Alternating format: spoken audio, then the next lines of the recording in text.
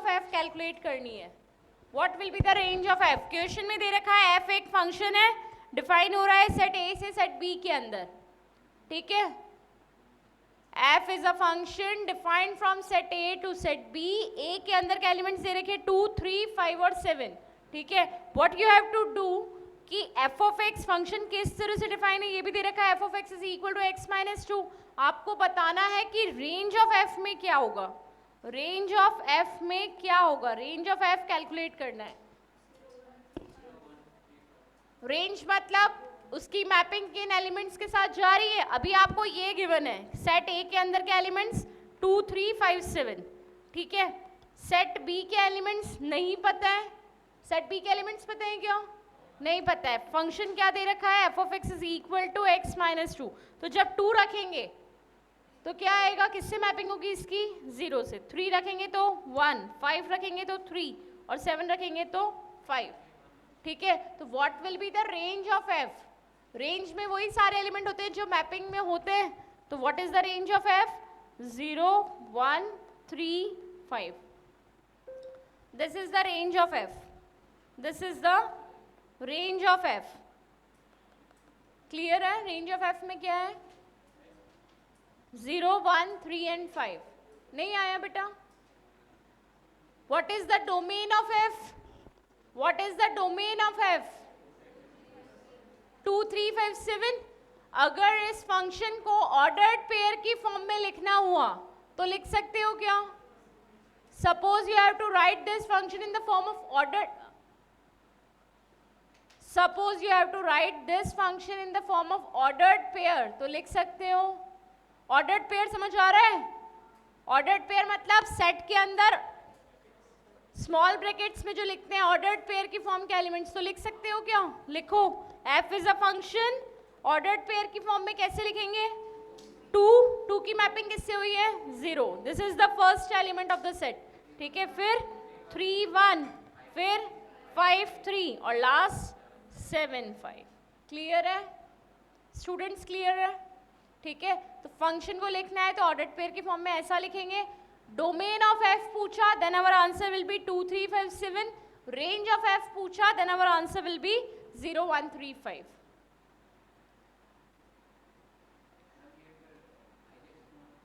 क्या बेटा? बाइजेक्शन हुआ ना? आगे लिखो. लेट n be a set of natural numbers. let n, students बातें नहीं. let n be a set of natural numbers. natural numbers समझते हैं? ठीक है, and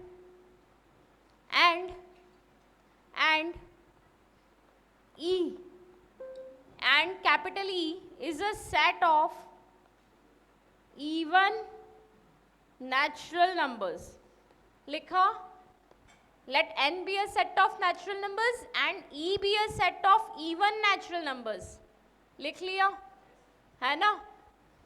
if लिखो. if f is a function defined from set a to e. हम लोग क्या करते हैं? सेट a से सेट b में जाते हैं.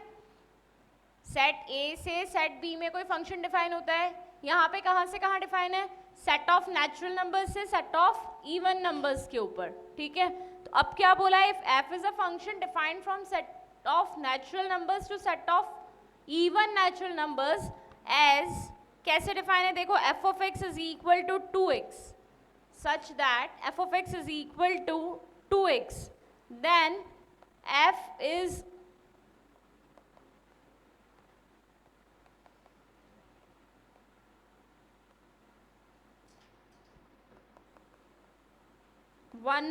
many one into या बाइजेक्शन. इमेजिन करो दोनों चीजें. फंक्शन क्या दे रखा है? f of x is equal to 2x given है. ठीक है, कहाँ से कहाँ पे डिफाइन है? n से e में डिफाइन है. अब आपको बताना है कि ये जो f फंक्शन गिवन है ये 1, 1 होगा, many one होगा, into होगा या बाइजेक्शन होगा.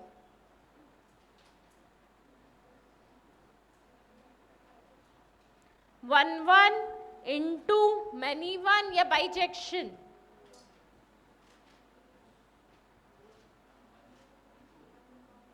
इनटू होगा स्टूडेंट्स, क्या होगा ये? इनटू होगा, वन वन होगा, मैनी वन होगा या बाइजेक्शन होगा?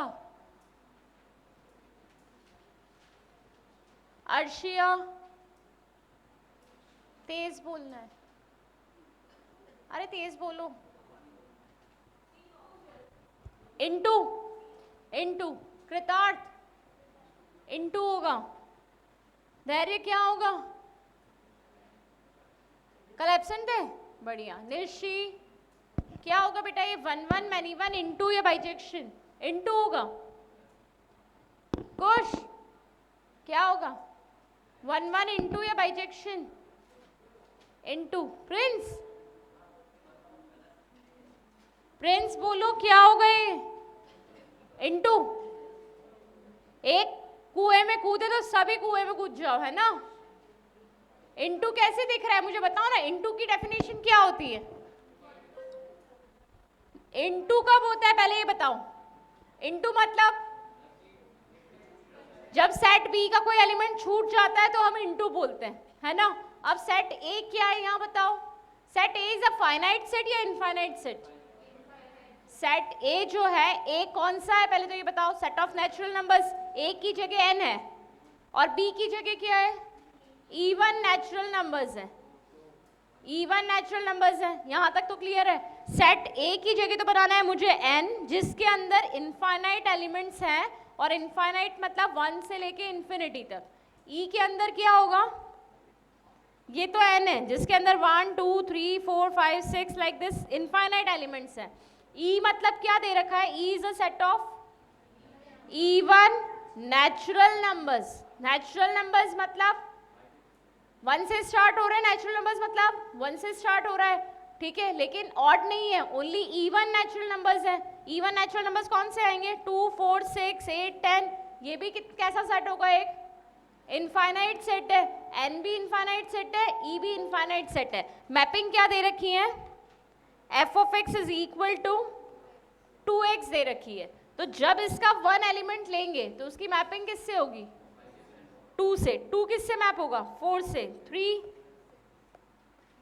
हर एलिमेंट की अलग अलग मैपिंग दिख रही है मुझे, तो आपको दिख रही है? 25 ले लो तो 50 से होगा, 100 लोगे तो 200 से होगा, 1000 लोगे तो 2000 से होगा, हाँ या ना? और 2 इंटू एक्स हो रहा है तो यहाँ पे कोई भी ऑड नंबर तो वैसे भी नहीं है, तो यहाँ पे बचा कौन सा एलिमेंट जो ये इंटू हुआ? क्या यहाँ पे कोई एलिमेंट खाली छूटेगा? यहाँ मान लो 12 है, 14 है, 16 है, जो भी है, इवन नेचुरल नंबर कोई भी होगा तो उसकी मैपिंग कहीं ना कहीं होगी होगी। इनटू तो तब होता है जब यहाँ पे कोई ब्लैंक छूटे, कोई ब्लैंक छूटेगा ही नहीं। सो दिस फंक्शन इज, पहली बात तो 1 1 दिख रहा है और कुछ भी खाली नहीं छूट रहा है, तो दैट इज एन ऑन टू फंक्शन। तो this is an example of bijection. This is an example of bijection. 1 1 भी है, ऑन टू भी है, that's why this function is a bijection. This function is a bijection. Students लिखा,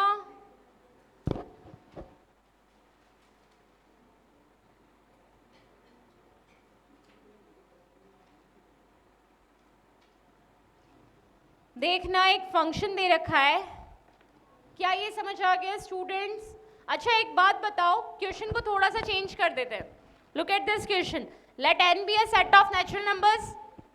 स्टूडेंट्स थोड़ा, ये तो मॉड्यूल का है, थोड़ा सा क्वेश्चन को चेंज कर रही हूँ। Let f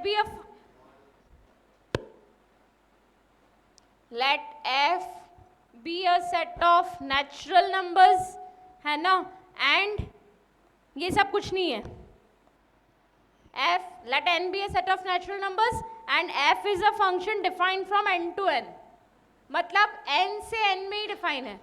then this function will be, तो ये फंक्शन क्या होगा? 1 1 on 2 into या many 1? बाइजेक्शन ही होगा। क्या होगा?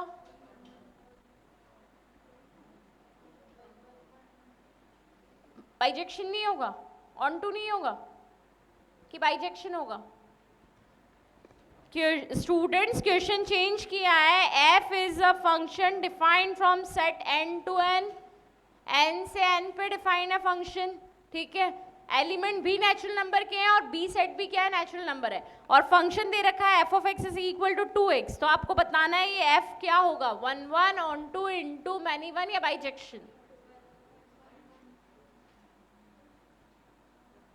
Then in this case this function is 1 1 and into 1 1 क्यों है, क्योंकि 1 की मैपिंग 2 से होगी, 2 की 4 से, 3 की 6 से, 4 की 8 से.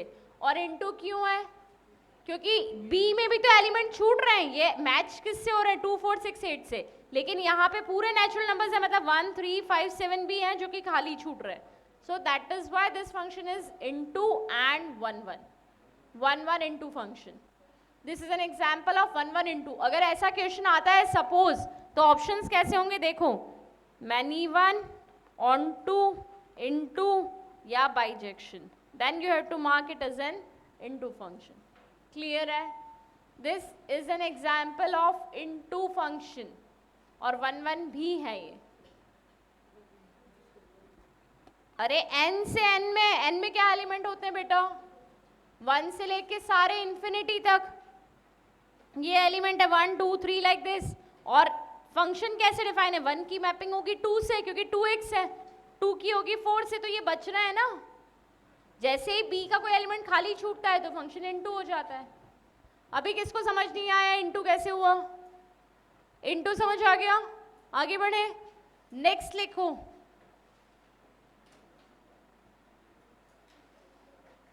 अगली हेडिंग डालो कंपोजिट फंक्शन. Composite function. और कोई क्वेश्चन फंक्शन पे से आए या ना आए, कंपोजिट फंक्शन का एक क्वेश्चन एग्जाम में डेफिनेटली आता है. This is the last part. Students अगर मेरी बात ध्यान से सुनते हो तो वेल एंड गुड. अभी तक जितने चैप्टर्स पढ़ाए, चाहे वो लॉगरिथम था, चाहे इंडाइसिस था, चाहे एपीजीपी था. एपी में मैंने बताया था कि इससे इसके बीच में नंबर्स का सम विच आर डिविजिबल बाय 11. कुछ क्वेश्चंस ऐसे होते हैं जो पर्टिकुलरली पता होते हैं कि बनते ही बनते हैं, है ना. ये जो टॉपिक है कंपोजिट फंक्शन वाला, इसमें से अगर इस चैप्टर में से 4 क्वेश्चन बनते हैं तो एक क्वेश्चन इस कंपोजिट फंक्शन पे डेफिनेटली बनता है. कंपोजिट फंक्शन पे मान लो 4 बने तो एक सेट का बन जाएगा, 2 फंक्शंस के बन जाएंगे, एक रिलेशन का, कैसे भी बन सकता है. तो ये बनता है. 1 1 मैनी 1 का भी बनेगा, मैं मना नहीं कर रही हूँ, पर ये तो बनता ही बनता है कंपोजिट फंक्शन का. अब ये क्या होता है इसकी बात करते हैं. सुनना है, लड़ाई हो गई.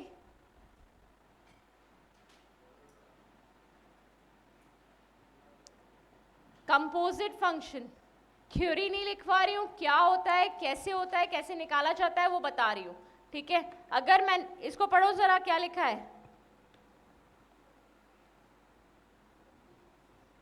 क्या लिखा है. फॉग चल रहा है, ये वो फॉग नहीं है ना. अब लोग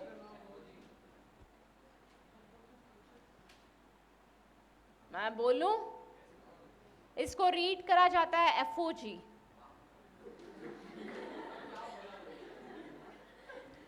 इसको रीड करते हैं एफओजी. ठीक है, ये ओ जो है, ये जो साइन बनाया है मैंने एफओजी, ये डॉट नहीं है, एफ इंटू जी नहीं है ना. It is representing a composite function, जिसके लिए हम ये साइन यूज करते हैं ओ वाला, छोटा सा O, FOG. It may be FOG बोलो, एफओएफ बोल सकते हो, जीओएफ बोल सकते हो, एफओजीओएच भी बोल सकते हो, ऐसे. ठीक है, अब होते क्या है सुनना. जब मैं कह रही हूँ एक नंबर का क्वेश्चन डेफिनेटली बनेगा तो सुन लेना चाहिए, मेरे हिसाब से काम आएगा.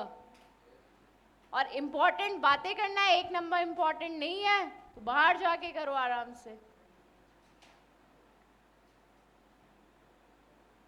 इतने पेपर्स देखने के बाद बता रही हूँ कि ये बनता है, इसलिए सुन लो ना. 5 मिनट का है और लास्ट टॉपिक है, फंक्शंस कंप्लीट हो गया है.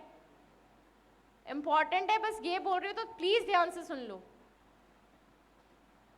और बाकी क्लासेस नहीं भी अटेंड करिए तो ये समझ में आ जाएगा अगर ध्यान से सुनोगे तो. कंपोजिट फंक्शन मतलब 2 फंक्शन दे रखे होंगे एफ और जी, मतलब एक एफ ऑफ एक्स भी दे रखा होगा, एक जी ऑफ एक्स भी दे रखा होगा, ये दोनों गिवन होगा आपको। एफ ऑफ एक्स अभी जैसे दे रखा था, क्या दे रखा था लास्ट क्वेश्चन में, 2x, है ना। उसके पहले वाले क्वेश्चन में एक x-2 का एक एग्जाम्पल दिया था, ये वाला। तो इस तरह का एक फंक्शन गिवन होगा आपको, एफ ऑफ एक्स। इसी तरह से एक दूसरा फंक्शन भी दे रखा होगा, जैसे कल एग्जाम्पल ये थे, x² हो सकता है, 2x+1 हो सकता है, कोई भी एग्जाम्पल, ठीक है। तो आपको दो डिफरेंट फंक्शंस गिवन होंगे, एक है एफ ऑफ एक्स, एक है जी ऑफ एक्स। अब जरूरी नहीं मैम ने एफ और जी बोला है, एच ऑफ एक्स भी हो सकता है, it depends.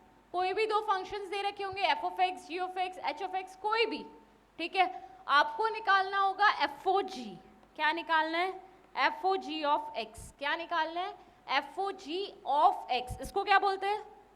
F of X. इसको क्या बोलते हैं? G of F, G of X. इसको क्या बोलेंगे? F O ji of X. इसको क्या बोलेंगे? G O F of X, F O F of X. समझ में आ गया? तो ये सारे जो ओ लिखे हुए हैं, ये रिप्रेजेंट करते हैं हमारे कंपोजिट फंक्शंस को। Am I clear? कंपोजिट मतलब एक से ज़्यादा फंक्शंस साथ में लिखे हैं, इसलिए इन्हें बोलते हैं composite functions. Am I clear? Student समझ आ गया? निकालते कैसे अब वो बता रही हूँ, ठीक है। सपोज आपको निकालना है F O ji of x. Given क्या क्या होगा? F of x, ji of x. ये दो वैल्यूज आपको दे रखी है और फंक्शन होंगे किसी ना किसी टाइप के।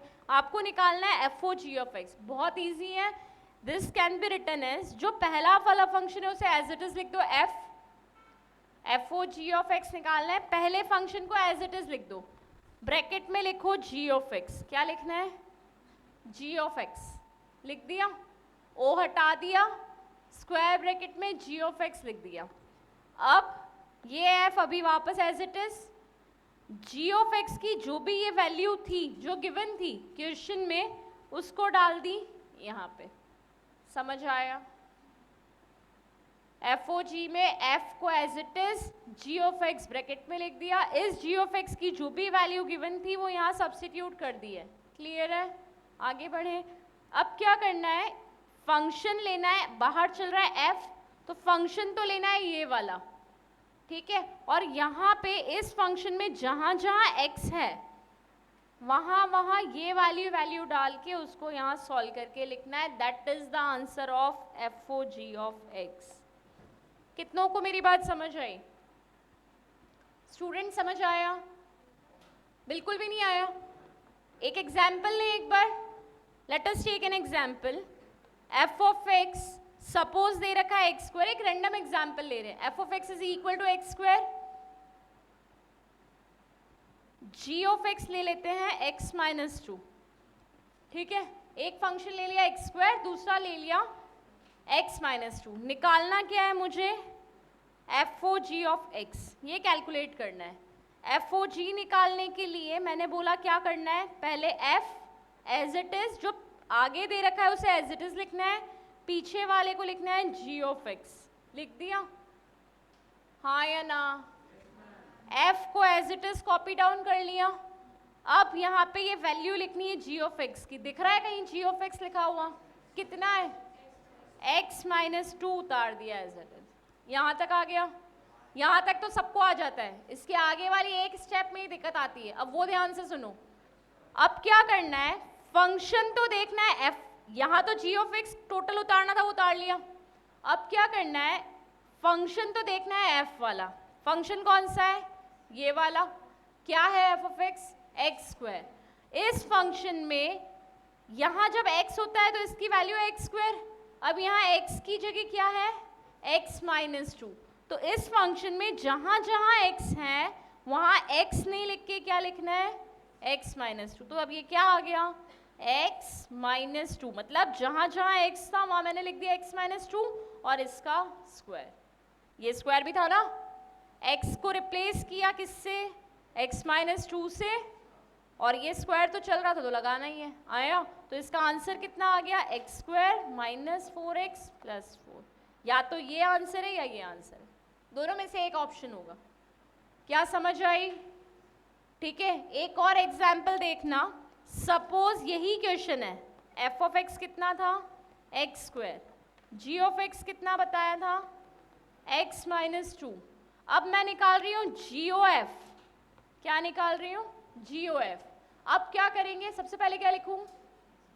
पहले क्या लिखूंगी? अब G as it is, bracket में लिख दूंगी fx। क्या ये स्टेप क्लियर है?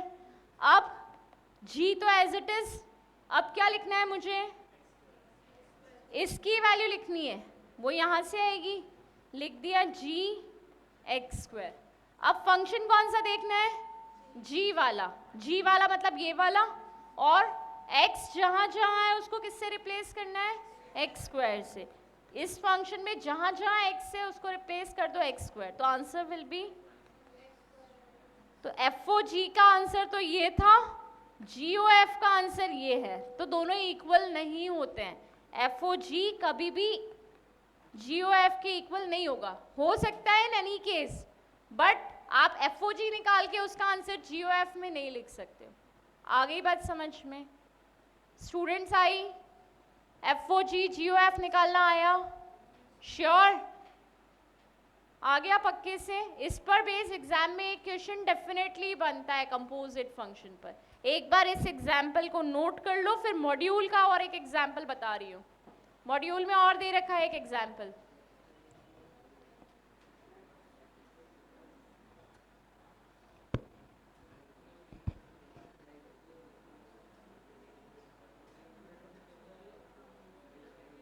बात करने को नहीं बोला है बेटा, नोट डाउन कर लो, करना है तो, और नहीं करना है तो नेक्स्ट क्वेश्चन पे मूव करते हैं। करना है करो, कर लिया।